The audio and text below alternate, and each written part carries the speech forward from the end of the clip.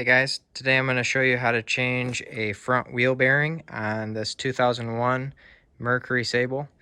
This is the same as the Ford Taurus. If this video is helpful, can you smash that thumbs up button and leave a comment down below? Really helps out a lot. Alright, the first thing you need to do, crack your lug nuts loose, jack up your vehicle, take your wheel off. Alright, now we're going to remove the caliper and caliper bracket. So you're going to take out that bolt right there. And also that bolt right there. Alright, so we've got the caliper and bracket off, set back there. Now we're going to break loose the CV axle nut. You'll need a 29mm deep socket.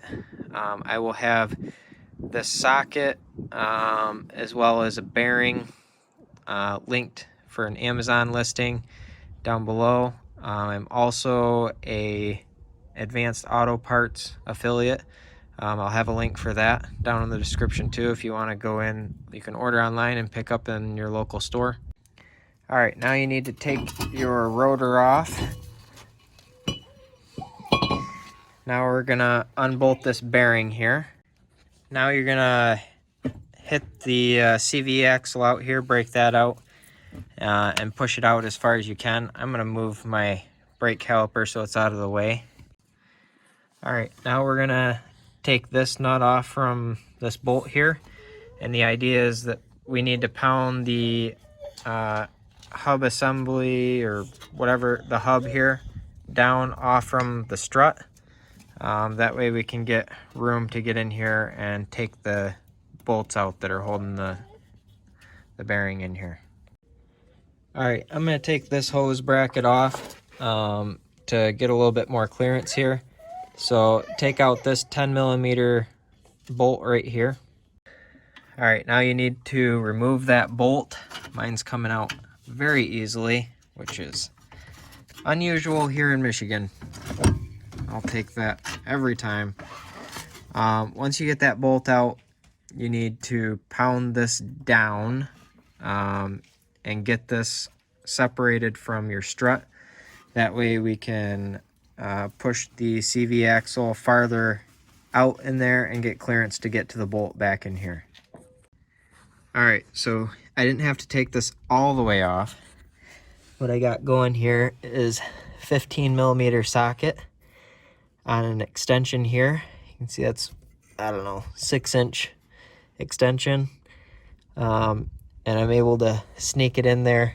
I had to raise the strut enough that I could get everything to clear, and I had to push the CV axle out just about as far as I could, but it fit. So you don't have to take this all the way off, you just need to pound it down a bit, which is great. After you get that bolt out up top, you're going to take out this bolt right here, and this bolt right here.